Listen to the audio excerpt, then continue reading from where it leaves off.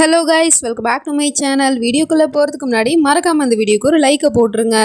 Last பார்ட்டில் நம்ம ஆகில் அந்த சூனியக்காரிக்கிட்ட மாட்டிக்கிட்டு எப்படா தப்பிக்கிறதுன்னு தெரியாமல் முழிச்சிட்டு இருப்பான். அப்போ தான் அவனுக்கு ஒரு ஐடியா வருது. அங்கே ஒரு கபோர்டு இருக்குது, கபோர்டுக்கு மேலே ஒரு ஃப்ளவர் வாஸ் இருக்குது. அதனால இவன் என்ன பண்ணுறான்னா, அந்த கபோர்டு பக்கத்தில் அவளை அழைச்சிட்டு போயிட்டு கிஸ் பண்ணுற மாதிரி பக்கத்தில் போயிட்டு டக்குன்னு அந்த கபோர்டு வந்துட்டு ஆட்டி விட்டுறான். மேலே இருக்கிற ஃப்ளவர் வாஸ் அவளோட தலையிலே விழுந்துருச்சு, நல்லா அடிபட்டுருச்சு. I am so sorry baby, இங்கேயே உட்காரு, நான் போயிட்டு ஃபர்ஸ்ட் எய்ட் கிட் எடுத்துகிட்டு வரேன் அப்படின்னு சொல்லிட்டு ஒரு வழியாக இவகிட்டேருந்து எஸ்கேப் ஆகிட்டு ஓடி போயிட்டான். இப்போ மார்னிங் ஆகிடுச்சு, காலங்காத்தில் அவள் தூங்கிட்டு இருக்கா. அவளுக்கு முன்னாடி இவன் எழுந்திருச்சு அவள் கையில் இருக்கிற ஃபோனை எடுக்கிறதுக்காக ட்ரை பண்ணிகிட்டே இருக்கான். ஒரு வேளை எடுத்துட்டான். அதுக்கப்புறம் பாத்ரூம்க்கு போயிட்டு வக்கீலுக்கு தான் கால் பண்ணுறான். என்னோட 2வது பொண்டாட்டி ப்ரெக்னெண்ட்டாக இருக்கால, அது எனக்கு பொய்ன்னு தோணுது. அவள் ப்ரெக்னெண்ட்டாகவே இல்லை, அது எப்படின்னா எல்லாருக்கு முன்னாடி நிரூபிக்கிறது அப்படின்னு கேட்டால் அவ்வளோ டக்குன்னு கண்ணு முழிச்சு எழுந்திரிச்சு பார்க்குறா. பக்கத்தில் ஆகில காணும். உடனே ஆகில்னு கூப்பிட்டுக்கிட்டே உள்ளே வர பார்க்குறா. டக்குன்னு இவனும் வக்கீல் கிட்ட எதுவாக இருந்தாலும் நேரில் பேசிக்கலாம், நீங்கள் நேரில் வாங்க அப்படிங்கிற மாதிரி சொல்லிட்டு ஃபோனை கட் பண்ணிடுறான். பார்த்தா அவளுமே வந்துட்டு நின்றுட்டு இருக்கா. என்ன பண்ணுறீங்க அப்படின்னு கேட்டால் இவன் உடனே அவளை ஹக் பண்ணிக்கிட்டு குட் மார்னிங் பேபி அப்படிங்கிற மாதிரி சொல்லிட்டு அப்படியே பின்னாடி பக்கமாக அந்த ஃபோனில் இருக்கிற வக்கீலோட நம்பரை டெலிட் பண்ணிகிட்டே சொல்லிட்டு இருக்கான். நேற்று நைட்டு என்னெல்லாம் பிளான் பண்ணோம், ஆனால் எதுவுமே நடக்காமல் போயிடுச்சு அப்படின்னு கேட்டால் அதனால் என்ன, நீங்கள் என் கூட தானே இருக்கீங்க, இன்னும் 7 நாள் என் கூடவே தான் நீங்கள் இருக்கணும், என்னை விட்டு நீங்கள் எப்பவும் பிரியக்கூடாது அப்படிங்கிற மாதிரி சொன்னதும் அவனும் அந்த ஃபோனில் இருக்கிற நம்பரை டெலிட் பண்ணிவிட்டு அந்த பக்கமாக ஃபோனை தூக்கி போட்டுட்டு கண்டிப்பாக என்னோட சனமை விட்டு நான் என்றைக்கும் பிரிய மாட்டேன் அப்படின்னு சொல்லிட்டு அவளை ஹக் பண்ணி நின்றுட்டு இருக்கான். ஆனால் அவ்வளோ டக்குன்னு டவுட் வந்துட்டு திரும்பி பார்க்குறா. அங்கே எதுவுமே இல்லை, ஃபோன் அவன் கையில் இல்லை. என்னாச்சு பேபி அப்படின்னு கேட்டால் ஒன்றும் இல்லை, நான் போயிட்டு ரெடி ஆகிட்டு வரேன், நீங்கள் எனக்காக சமைச்சு வைங்க, எனக்காக நீங்கள் இன்றைக்கி பிரேக்ஃபாஸ்ட் பண்ணுங்க அப்படிங்கிற மாதிரி சொல்லிட்டு அவள் இங்கேருந்து போயிடுறா. உனக்கு என் கையால் சாப்பாடு இல்லை, வசத்தை தான் வைக்கணும் அப்படிங்கிற மாதிரி கோவப்பட்டுட்டு இருக்கான். இந்த பக்கம் மிஸ்பாவோ காலையிலே டிஃபன் பாக்ஸ் எடுத்துகிட்டு எங்கேயோ போயிட்டு இருக்கா. அதை நம்ம ஹீரோயினையும் நோட் பண்ணிவிட்டு இவன் எங்கே காலையில் டிஃபன் பாக்ஸ் எடுத்துகிட்டு வெளியே போயிட்டு இருக்கா அப்படின்னு சொல்லிட்டு நேராக அவளோட அம்மா கிட்டே போய் கேட்குறா. என்னாச்சு, எதுக்காக அவள் டிஃபன் பாக்ஸை வெளியே எடுத்துகிட்டு போயிட்டு இருக்கா, யாருக்கு கொடுக்க போகிறா அப்படின்னு கேட்டால் அவங்க தடுமாறி அவள் அனாத ஆசிரமத்தில் இருக்கிற குழந்தைகளுக்கு கொடுக்க போகிறாமா அப்படிங்கிற மாதிரி சொன்னதும் இவளுக்கு ஒன்றுமே புரியல. அவள் அவ்வளோ நல்லவ கிடையாது அப்படிங்கிற மாதிரி யோசிச்சுட்டு பின்னாடியே ஃபாலோ பண்ணிட்டு போயிட்டு இருக்கா. புர்காவை போட்டுக்கிட்டு அவள் முன்னாடி போயிட்டு இருக்கா, இவள் பின்னாடி போயிட்டு இருக்கா. போய் பார்த்தா ஒரு குடோன் மாதிரி இடம் தான் இருக்குது. அங்கே போய் பார்த்தா மிஸ்பா வந்து ஒரு பொண்ணை வந்துட்டு கட்டி போட்டு வச்சிருக்கா. அவகிட்ட போயிட்டு சாப்பிடுன்னு சொல்லிட்டு சாப்பாடை ஊட்டி விட போகிறா. ஆனால் அந்த பொண்ணும் வாயை திறக்கவே மாட்டேங்குது. இதெல்லாம் தூரத்துலேருந்து நம்ம ஹீரோயினி பார்த்துட்டு தான் இருக்கா. யார் இந்த பொண்ணு அப்படிங்கிற மாதிரி சொல்லிட்டு அவளும் சொல்கிறா, என்னோட காரியம் முடிகிற வரைக்கும் நீ உயிரோட தான் இருக்கணும், அதுக்காவது சாப்பிட்டு தொலைடி அப்படிங்கிற மாதிரி சொல்லிட்டு அவளை மிரட்டிட்டு இருக்கா. அப்போ நம்ம ஹீரோயின் ஒரு பாக்ஸ் கிட்ட நின்றுட்டு இருப்பா. அதை தெரியாமல் தள்ளி விட்டுறா. அந்த சவுண்டு கேட்டுட்டு இவளும் வந்துட்டு யார் அதுன்னு கேட்டுகிட்டே தேடிட்டு போயிட்டு இருக்கா. நம்ம ஹீரோயினி போயிட்டு ஒரு இடத்துல ஒளிஞ்சிக்கிறா. அவள் அப்படியே தேடி வந்துட்டு இருக்கா கையில் கத்தியோட. அதுக்கப்புறம் நம்ம ஹீரோயின் என்ன பண்ணுறான்னா, மாட்டிக்க கூடாது அப்படின்னு சொல்லிட்டு ஒரு சாக்கை போட்டு தன்னை கவர் பண்ணிட்டு உட்காந்துருக்கா. இவளும் வந்து பார்த்துட்டு அங்கே நிறைய சாக்கு மூட்டை இருக்கா. அதில் இவளுக்கும் டவுட் வருது. உடனே இவ கத்தியை வச்சுட்டு குத்திக்கிட்டு இருக்கா ஒரு சாக்கு மூட்டையா. கடைசியாக நம்ம ஹீரோயின் இருக்கிற அந்த சாக்கையுமே வந்துட்டு குத்த போயிடுறா. கரெக்டாக நம்ம ஹீரோயினோட கண்ணுக்கிட்ட அந்த கத்தி வந்துருச்சு. இருந்தாலும் இவ எந்த ஒரு சத்தமும் போடாமல் அமைதியாக இருக்கா. ஸோ அதனால யாரும் இல்லை போல அப்படின்னு சொல்லிட்டு அவளும் சாப்பாடை வச்சுட்டு சாப்பிட்டா சாப்பிடாட்டி போ அப்படிங்கிற மாதிரி சொல்லிட்டு அவள் இங்கேருந்து போயிடுறா. அவள் போனதுக்கப்புறம் இவன் அந்த பொண்ணுக்கிட்ட போயிட்டு பேச போனால் அந்த பொண்ணும் வந்துட்டு அம்மா வேணும் அப்படிங்கிற மாதிரி புலம்பிட்டு இருக்கா. உடனே இவளும் கண்ணை திறந்து பாருமா, நான் உன்னை காப்பாற்றுறதுக்காக தான் வந்திருக்கேன் அப்படின்னு சொல்லிட்டு அவளை எழுப்ப ட்ரை பண்ணா. அவளோ மயக்கத்தில் இருக்கா போல. அதுக்கப்புறம் இவளும் அங்கே இருக்கிற தண்ணி எடுத்துகிட்டு வந்துட்டு அவளோட முகத்தில் தெளிச்சு விடுறா.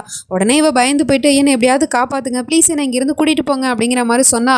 நான் உனக்கு உதவி செய்ய தான் வந்திருக்கேன், ஆனால் உன்னோட பேர் என்ன, நீ எப்படி இங்கே வந்த, அவள் இதுக்காக உன்னை கிட்னாப் பண்ணி வச்சிருக்கா அப்படின்னு கேட்டால் என்னோட பேர் மிஸ்பா அப்படின்னு சொல்கிறா. அதாவது நான் தான் உண்மையான மிஸ்பா அப்படின்னு சொல்கிறா. இதை கேட்டது நம்ம ஹீரோயினுக்கு பயங்கரமான ஷாக்காக இருக்குது. அப்போ அவள் யார் அப்படிங்கிற மாதிரி முழிச்சிட்டு இருக்கா. அது மட்டும் இல்லாமல் அவள் கண்ணெல்லாம் வேற வச்சுருந்தா. அவள் யார், எதுக்காக மிஸ்பாவை இங்கே கட்டி போட்டுட்டு அவள் வந்து அங்கே மிஸ்பாவை நடிக்கணும், அவளுக்கு அப்படி என்னதான் வேணும் அப்படிங்கிற மாதிரி சொல்லிட்டு யோசிச்சுட்டு இருக்கா.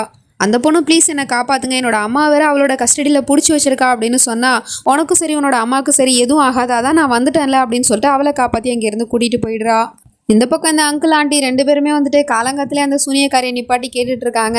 நேற்று நைட்டு அப்படி என்னதான் நடந்துச்சு அப்படின்னு. என்ன நடந்துச்சு அப்படின்னு கேட்டால் எனக்கு தெரியாதா, நான் உன்னோட வயசில் மூத்தவமா, நீ எங்கள் எல்லாரையும் வந்துட்டு படத்துக்கு அனுப்பிச்சி வச்சிட்ட அப்படின்னா கண்டிப்பாக ஏதோ ஒரு பிளான் பண்ணி தானே அனுப்பிச்சி வச்சிருக்க. என்ன நடந்துச்சு, உனக்கும் ஆகில்க்கும் நடக்க வேண்டியதெல்லாம் நடந்துச்சா அப்படின்னு கேட்டால் அப்படிலாம் எதுவும் நடக்கலை அப்படிங்கிற மாதிரி சொல்கிறா. அப்போ தான் இந்த ஆண்டி ஒரு ஐடியாவை கொடுக்குது. உனக்கு குழந்தை தானே வேணும், அந்த குழந்தையோட அப்பா ஆகிலாக தான் இருக்கணுமா, அது தேவையில்லையே, அது வேற யாரா வேணா கூட இருக்கலாம் அப்படிங்கிற மாதிரி சொன்னதும் இதை பற்றி நான் ஏன் முன்னாடியே யோசிக்கல அப்படிங்கிற மாதிரி சொல்லிட்டு இவ வெள்ளத்தனமாக யோசிச்சுட்டு இருக்கா. அவள் யோசிக்கிறதுக்கு தகுந்தாப்புல வீட்டுக்குள்ளே ஒரு பையன் வேற என்ட்ரி ஆகிறான், புதுசாக ஒரு கேரக்டரு. அந்த பையனை அழைச்சிட்டு போயிட்டு ஆயிலுக்குமே இன்ட்ரடியூஸ் பண்ணி வைக்கிறா. இவர் பேர் சைஃபு, இவர் வந்து மேயரோட பையன் அப்படின்னு சொல்லிட்டு. ஓ நீ தான் மேயரோட பையனா, உன்னை பார்த்து பல வருஷமாச்சே, இப்போ நீ பெரிய பையனா வளர்ந்துட்டியா அப்படிங்கிற மாதிரி சொல்லிட்டு ஆகிலும் நல்ல விதமாக பேசிகிட்டு இருக்கான். அப்போ சொல்கிறா, இவர் உங்ககிட்ட ஒரு முக்கியமான விஷயத்தை பற்றி பேசுறதுக்காக தான் வந்திருக்காரு, சொல்லுப்பா அப்படின்னு சொன்னால் அவன் வாயை மூடிட்டு பேசாமல் அமைதியாக இருக்கான். சரி நானே சொல்கிறேன் அப்படின்னு சொல்லிட்டு இவரும் உங்கள் தங்கச்சியும் லவ் பண்ணுறாங்க, உங்கள் தங்கச்சியை பொண்ணு கேட்டு தான் வந்திருக்காரு அப்படிங்கிற மாதிரி சொன்னதும் இதெல்லாம் தூரத்துலேருந்து அந்த தங்கச்சிக்காரையும் பார்த்துட்டு தான் இருக்கா. அப்போ தங்கச்சியோட லவர் இவன் தான் போல. அவனும் உடனே ஷாக் ஆகிட்டு என்ன சொல்கிற நீ அப்படின்னு கேட்டா, அதுதான் உண்மை, வேணும்னா உங்கள் தங்கச்சியை கூப்பிட்டு கேளுங்களேன். நாசியா அப்படின்னு கூப்பிட்டதும் அவளும் வந்து நின்றுட்டு இருக்கா. அவகிட்டேயுமே போயிட்டு ஆகில் கேட்குறான், உனக்கு இந்த பையனை பிடிச்சிருக்கா, நீங்கள் 2 பேரும் காதலிக்கிறீங்களா அப்படின்னு கேட்டால் அவளும் ஆமாண்ணா அப்படின்னு சொல்கிறா. உடனே நம்ம ஆகிலும் வந்துட்டு சந்தோஷப்பட்டுட்டு, பரவாயில்ல என் தங்கச்சி ரொம்ப பெரிய பொண்ணாயிட்டா போல, அவளோட லைஃப் பார்ட்னரை அவளே தேர்ந்தெடுத்துட்டா போல அப்படிங்கிற மாதிரி சொல்லிட்டு கல்யாணத்துக்கு இவனும் சம்மதம் சொல்லிடுறான். அதுக்கப்புறம் அவனை உட்கார வச்சு பேசிகிட்டு இருக்காங்க. அப்போ இந்த சூனியக்காரி வேணும்னே அவன் மேலே வந்துட்டு காஃபியை ஊற்றி விட்டுறா. சரி நீங்கள் போயிட்டு க்ளீன் பண்ணிக்கோங்க அப்படின்னு சொல்லிட்டு அவனை வாஷ்ரூம்க்கு அனுப்பி வச்சுட்டு, அகில் நான் போயிட்டு அவங்களுக்கு ஷர்ட் எடுத்து கொடுத்துட்டு வரேன் அப்படின்னு சொல்லிட்டு இவளும் பின்னாடியே போயிட்டு இருக்கா. அவன் போயிட்டு அங்கே ட்ரெஸ்ஸை க்ளீன் பண்ணிட்டு இருக்கும் போது அப்போ இவளும் வந்துட்டு ஷர்ட் எடுத்துகிட்டு போயிட்டு அவனை வெறிக்க பார்த்துட்டு இருக்கா. அந்த பார்வையே தப்பாக தான் இருக்குது. அதுக்கப்புறம் அவங்ககிட்டயுமே ஷர்ட்டை கொண்டு போய் கொடுத்துட்டு, கங்க்ராச்சுலேஷன், நான் உன்னோட வேலையை சுலபமாக்கிட்டேன், இப்போ நம்ம 2 பேரும் உறவுக்காரவங்களாயிட்டோம், ஸோ நம்ம 2 பேருக்குள்ள நெருக்கம் வந்துட்டு இன்னும் அதிகமாகும் அப்படிங்கிற மாதிரி சொல்லிட்டு அவன் என்னடானா என்னோட ரூமுக்கு வா அப்படிங்கிற மாதிரி சொல்லிட்டு கூப்பிட்டுட்டு போயிடுறா. அவனும் அதுக்கப்புறம் ட்ரெஸ் எல்லாம் மாற்றிட்டு எதுக்காக அவங்க என்ன ரூமுக்கு கூப்பிட்றாங்க அப்படிங்கிற மாதிரி சொல்லிட்டு யோசிச்சிட்டே ரூம் டோரை போயிட்டு திறக்க போனால் டக்குன்னு அவனை பிடிச்சி ரூமுக்குள்ளே இழுத்து விட்டுட்டு சொல்லிட்டு இருக்கா, நான் எதுக்கு உன்னை தனியாக ரூமுக்கு கூப்பிட்டேன்னு தானே யோசிச்சுட்டு இருக்கேன், எதுக்கு தெரியுமா, எனக்கு உங்ககிட்டேருந்து ஒன்று வேணும் அப்படிங்கிற மாதிரி சொல்லிட்டு அவங்ககிட்ட கொஞ்சம் தப்பாக நடந்துக்க பார்த்துட்டு இருக்கா. அப்போ தான் ஆகிலுமே அந்த பக்கமாக வந்துட்டு இருக்கான். உடனே அந்த சத்தம் இவனுக்கும் கேட்டுட்டு யாரோ ரூமுக்கு வராங்க அப்படிங்கிற மாதிரி சொல்லிட்டு இவன் அங்கேருந்து எஸ்கேப் ஆகி ஓட போகிறான். அப்போ டக்குன்னு ஆகிலுமே வந்துட்டு ரூம் கதவை திறக்க வரவன் பின்னாடி வக்கீல் வந்துடுறாரு. ஸோ அதனால் அவன் பின்னாடி ரிவர்ஸில் போயிடுறான். இவனும் அங்கேருந்து ரூமை விட்டு வெளியே வந்துடுறான். வக்கீல் கிட்ட பேசினான் இல்லையா, அதை பற்றி பேசுறதுக்காக தான் வந்திருக்காரு. நீங்கள் உண்மையிலே வந்துட்டு உங்கள் 2வது பொண்டாட்டி ப்ரெக்னெண்ட்டாக இல்லை அப்படிங்கிறத சந்தேகப்பட்டீங்க அப்படின்னா அதை நிரூபிக்கிறதுக்கு சட்டப்பூர்வமான ஒரு வழி இருக்குது, அதுக்கான பேப்பர்ஸ் ரெடி பண்ணுறதுக்கு ஒரு 10-15 நாளாவது ஆகும் அப்படிங்கிற மாதிரி சொன்னால் என்கிட்ட அவ்வளோ நாள்லாம் இல்லை, நீங்கள் எது பண்ணுறா இருந்தாலும் இந்த 7 நாளைக்குள்ளே பண்ணுங்க அப்படிங்கிற மாதிரி சொல்லிட்டு வக்கீல் கிட்ட பேசிகிட்டு இருக்கான். அதே சமயம் இந்த பக்கம் இந்த சூனியக்காரி அவங்க 2 பேரையும் கூப்பிட்டு வச்சுட்டு உங்கள் 2 பேரோட கல்யாணத்துக்கும் ஆகில் சம்மதம் சொல்லிட்டாரு, இந்த சந்தோஷத்தை நீங்கள் 2 பேரும் என்ஜாய் பண்ண வேணாமா, அதனால் என்னோட ஃப்ரெண்டோட ஹோட்டல் இருக்குது பக்கத்தில், அங்கே போயிட்டு 2 பேரும் டைம் ஸ்பெண்ட் பண்ணிட்டு வாங்களேன் அப்படின்னு சொன்னால், ஆனால் ஆகில் அண்ணா இதுக்கெல்லாம் ஒத்துப்பாரா அப்படின்னு கேட்டால் ஆகில் அண்ணாவை ஒத்துக்க வைக்கிறது என்னோட வேலை அப்படிங்கிற மாதிரி சொல்லிட்டு என்னத்தை பிளான் பண்ணுறான்னு தெரியல. அதே சமயம் நம்ம ஆகிலும் அந்த வக்கீல் கிட்ட பேசிட்டு எதுவாக இருந்தாலும் 7 நாளைக்குள்ளே முடிச்சிருங்க உங்கள் வேலையை அப்படின்னு சொன்னால் அவர் சொல்கிறாரு, இல்லை நான் அந்த பேப்பர் ரெடி பண்ணுறேன், ஆனால் அதுக்கு முன்னாடி நான் உங்களை மீட் பண்ணணுமே அப்படின்னு சொன்னால் இவனும் முழிச்சிட்டு இருக்கான். எப்படி நம்ம இங்கேருந்து கிளம்புறது, அந்த சனம் தான் நம்மளை விட்டு எங்கேயுமே போய் தொலைய மாட்டாளே அப்படிங்கிற மாதிரி யோசிச்சுட்டு சரி நான் வரதுக்கு ட்ரை பண்ணுறேன் அப்படின்னு சொல்லிட்டு அந்த வக்கீலை அனுப்பிச்சிட்டு இந்த பக்கமாக திரும்பினா அந்த சூனியக்காரி வந்து நின்றுட்டு இருக்கா. டக்குன்னு இவனோ என்ன யோசிக்கிறது என்ன பேசுறதுன்னு தெரியாமல் அவரோட ஃப்ரெண்டு சும்மா வீட்டுக்கு வந்தார், பார்த்து பேசிட்டு இப்போ தான் போகிறாரு அப்படின்னு சொன்னால் நான் அவங்கக்கிட்ட எதுவுமே கேட்கலையே, நீங்கள் ஏன் இவ்வளோ பயப்படுறீங்க அப்படின்னு கேட்டால், இல்லை பயப்படலாம் இல்லை, அவங்ககிட்ட சும்மா சொன்னேன் அப்படிங்கிற மாதிரி சொல்கிறான். சரி நானும் உங்ககிட்ட ஒரு முக்கியமான விஷயத்தை பற்றி சொல்லணும் அப்படின்னு சொல்லிட்டு உங்களோட தங்கச்சியும் அந்த பையனையும் வந்துட்டு நான் இன்றைக்கி நைட்டு வெளியே அனுப்பிச்சி வைக்கலான்னு இருக்கேன், அதுக்கு நீங்கள் ஓகே சொல்கிறீங்களா, சம்மதம் சொல்கிறீங்களா அப்படின்னு கேட்டால், ஏன்னா 2 பேரையும் தனியாக அனுப்பி வைக்கிறதா, அது எப்படி அப்படின்னு கேட்டால், அந்த பையனை நம்பி நீங்கள் அனுப்பி வைக்கலாங்க, அவன் ரொம்ப நல்ல பையன், சரி ஓகே உங்களுக்கு உங்கள் தங்கச்சி மேலே அவ்வளோ அக்கறை இருந்துச்சு அப்படின்னா நானும் வேணா கூட போகிறேனே அப்படிங்கிற மாதிரி கேட்டதும் இவனும் டக்குன்னு யோசிச்சு பார்த்துட்டு இதுதான் சரியான நேரம், இவன் இங்கேருந்து கிளம்பி போயிட்டா அப்படின்னா நம்மளும் வக்கீலை மீட் பண்ணலான்னு யோசிச்சுட்டு சரி பேபி போயிட்டு வா, ஆனால் நான் உன்னை ரொம்ப மிஸ் பண்ணுவேனே அப்படின்னு சொல்கிறான். அதுக்கு என்கிட்ட ஒரு வழி இருக்குது, இந்தாங்க இந்த ஃபோனை நீங்கள் வச்சுக்கோங்க, நான் அப்பப்போ கால் பண்ணுவேன் என்கிட்ட பேசுங்க அப்படிங்கிற மாதிரி சொல்லிட்டு அவங்ககிட்ட ஃபோனை கொடுத்துட்றா. அப்படியே கட் பண்ணால் இந்த பக்கம் நம்ம ஹீரோயினி அந்த பொண்ணை காப்பாற்றி வீட்டுக்கு கூட்டிகிட்டு வந்துட்டா. அவளை வந்துட்டு மாஸ்க்கு போட்டு மறைச்சி புர்கா போட்டு தான் கூட்டிகிட்டு வந்துட்டுருக்கா. அப்போ கரெக்டாக அந்த மிஸ்பா வந்துட்டு யார் இந்த பொண்ணு எதுக்காக இவளை கூட்டிகிட்டு வந்தா அப்படின்னு கேட்டால் இவள் வாசக்கிட்ட நின்றுட்டு இருந்தா, அவளோட உடம்பு கண்டிஷன் சரியில்லைன்னு நினைக்கிறேன், அதனால தான் கொஞ்சம் நேரம் வீட்டுக்கு வாங்க ரெஸ்ட் எடுத்துகிட்டு போகலான்னு சொல்லிட்டு கூப்பிட்டுட்டு வந்தேன் அப்படிங்கிற மாதிரி சொல்லிட்டு கூப்பிட்டுட்டு போனால் அந்த பொண்ணை இவளை பார்த்துட்டு பயந்து போயிட்டு அப்படியே மயங்கி விழுந்துடுறா. டக்குன்னு அவள் முகத்தில் இருக்கிற மாஸ்க்குமே கலண்டுருது. அவள் முகத்தை பார்க்க போகிறதுக்குள்ளே டக்குன்னு இவள் அந்த மாஸ்க்கை போட்டு மறைச்சிடுறா. அதுக்கப்புறம் அவளும் நான் ஹெல்ப் பண்ணுறேன் தூக்கவா அப்படின்னு கேட்டால், இல்லை அதெல்லாம் ஒன்றும் தேவையில்ல நானே பார்த்துக்கிறேன் அப்படின்னு சொல்கிறா. எப்படி நீ தனியாக தூக்குவ, நான் வேணா தூக்குறேன் அப்படின்னு சொன்னதும் சரி நீ வேணா காலை பிடி அப்படின்னு சொல்லிட்டு 2 பேருமே அவளை தூக்கிட்டு வந்துட்டு பெட்டில் படுக்க வச்சிடுறாங்க. அதுக்கப்புறம் சரி ஓகே அவளோட முகத்தை வந்துட்டு ஓப்பன் பண்ணி விடு, புர்காவை கழட்டி விட்டுனா கொஞ்சம் அவளுக்கு காற்று வரும்ல அப்படின்னு சொன்னால் அதெல்லாம் நான் பார்த்துக்கிறேன், நீ இங்கேருந்து கிளம்பு அப்படிங்கிற மாதிரி சொல்லிட்டு அவளை துரத்தி விட்டுட்டு கதவை சாத்திடுறா. இப்போ நைட் ஆடுது. இந்த மிஸ்பாவும் அந்த பொண்ணுக்கு சாப்பாடு கொடுக்கறதுக்காக வந்திருக்கா. வந்து பார்த்தா அங்கே அந்த பொண்ணை காணோம், கயிறெல்லாம் வந்துட்டு கலந்து கிடக்குது. அப்படின்னா அவள் இங்கேருந்து எஸ்கேப் ஆயிட்டாளா? அவள் இங்கேருந்து தப்பிச்சிட்டா அப்படின்னா ஷாதை பார்க்கறதுக்காக தான் அவள் போவா. அவள் போயிட்டு ஷாதிக்கிட்ட எல்லா உண்மையும் சொல்கிறதுக்குள்ள நான் அந்த பென்ட்ரைவை எப்படியாவது எடுத்தாகணுமே அப்படிங்கிற மாதிரி யோசிச்சுட்டு வீட்டுக்கு வந்துடுறா. எல்லாரும் உட்காந்து சாப்பிட்டுட்டு இருக்காங்க. அப்போ நம்ம ஹீரோயினி சாப்பாடை பிளேட்டில் போட்டுட்டு எனக்கு கொஞ்சம் தலை வலிக்குது, நான் அப்புறமா சாப்பிட்டுக்கிறேன், சாப்பாடை எடுத்துகிட்டு போயிட்டு நான் ரூமில் சாப்பிட்றேன் அப்படின்னு சொல்லிட்டு ரூமுக்கு சாப்பாடை எடுத்துகிட்டு போயிடுறா. போ நீ சாப்பிட்டுட்டு சீக்கிரமாக தூங்குனாதான் உன்னோட ரூமில் இருக்கிற அந்த பென்ட்ரைவை என்னால் எடுக்கவும் முடியும், எதுவாக இருந்தாலும் எனக்கு நைட்டே நான் பண்ணணும் அப்படிங்கிற மாதிரி சொல்லிட்டு இவ ஒரு பக்கம் யோசிச்சுட்டு இருக்கா.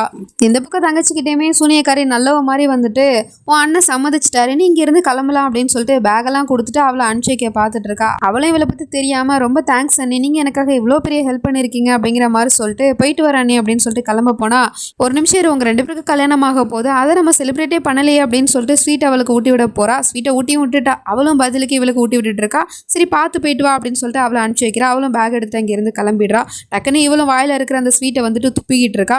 போனவ வாசல்லே மயக்கம் போட்டு விழுந்துட்டா போல. அந்த ஸ்வீட்டில் தான் எதையோ ஒன்று மிக்ஸ் பண்ணியிருக்கா. அதுக்கப்புறம் அந்த ஆண்டி வந்துட்டு அவளை தூக்கிட்டு வந்து பெட்டில் போட்டுருது. இப்போ இவளுக்கு பதிலாக அந்த பையன் கூட நான் தான் இன்னைக்கு நைட்டு ஃபுல்லாக இருக்க போகிறேன் அப்படின்னு சொல்லிட்டு இவ்வளோ கேவலமான பிளானை போட்டுட்டு அவங்கிட்டேயுமே போகிறா. அவனும் கேட்குறான் எங்கே அவள் நாசியா வரலையா அப்படின்னு கேட்டா அவள் பின்னாடி அண்ணன் கூட வருவா, என்னோட ஃப்ரெண்டு ஹோட்டலுக்கு தானே போகிறோம், நம்ம போயிட்டு ஃபஸ்ட்டு ரூமை புக் பண்ணுவோம் வா அப்படிங்கிற மாதிரி சொல்லிட்டு அவனை அழைச்சிட்டு போயிட்டு இருக்கா அந்த ஹோட்டலுக்கு. இந்த ஹோட்டலுக்குமே வந்துட்டா, ரூமையுமே புக் பண்ணி சாவியுமே வாங்கிட்டு அங்கே இருந்து போயிடுறா. பார்த்தா அதே ஹோட்டலுக்கு தான் நம்ம ஆகிலுமே வந்திருக்கான் வக்கீலை மீட் பண்ணுறதுக்காக.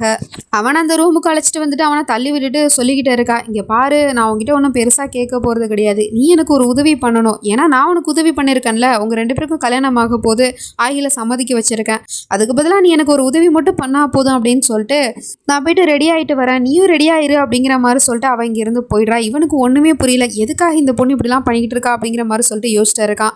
அந்த பக்கம் நம்ம ஆகிலுமே வந்துட்டு வக்கீலை மீட் பண்ணுறதுக்கு வந்துட்டான். வக்கீலும் வந்துட்டு பேப்பர்ஸ்லாம் ரெடி பண்ணிவிட்டு அவங்ககிட்ட கொடுத்துட்டு சொல்லிட்டு இருக்காரு, உங்களோட பொண்டாட்டியோட கர்ப்பத்தில் உங்களுக்கு சந்தேகம் இருக்குது அப்படின்னா அதை நம்ம ஈஸியாக ப்ரூவ் பண்ணலாம், ஏன்னா அவங்க இந்த போபாலோட மாபேகம், அவங்க வயிற்றுல ஒரு கரு இருக்கா இல்லையா அப்படிங்கிறத சட்டப்பூர்வமாகவே டெஸ்ட் பண்ணி தெரிஞ்சுக்கலாம். அதுவும் ஒரு ஆள் 2 ஆளுக்கு முன்னாடி இல்லை, போலீஸு வக்கீல் டாக்டரு அப்புறம் ப்ரெஸ் இவங்க எல்லாருக்கு முன்னாடியே அவங்க டெஸ்ட் பண்ணி காட்டணும், அவங்க உண்மையிலே ப்ரெக்னெண்ட்டாக இருக்காங்களா இல்லையாங்கிறது அப்போ தெரிஞ்சு போயிடும், அதுக்கான பேப்பர்ஸ் தான் இதெல்லாம் அப்படிங்கிற மாதிரி சொல்லிட்டு கொடுத்தா அவனும் ஃபென்டாஸ்டிக்கான ஐடியா, இப்போ அந்த சூனியக்காரியோட உண்மையான சுயரூபத்தை எல்லாருக்கு முன்னாடியே என்னால் கொண்டு வர முடியும் அப்படிங்கிற மாதிரி சொல்லிட்டு இவன் ஒரு பக்கம் அந்த பேப்பர் ரெடி பண்ணி வச்சிட்டு இருந்தா. அந்த பக்கம் அவளோ அந்த குழந்தைக்கான ஏற்பாடை பண்ணிக்கிட்டு இருக்கா. அந்த பையன்கிட்ட தப்பாக நடந்துக்க பார்த்துட்டு இருக்கா.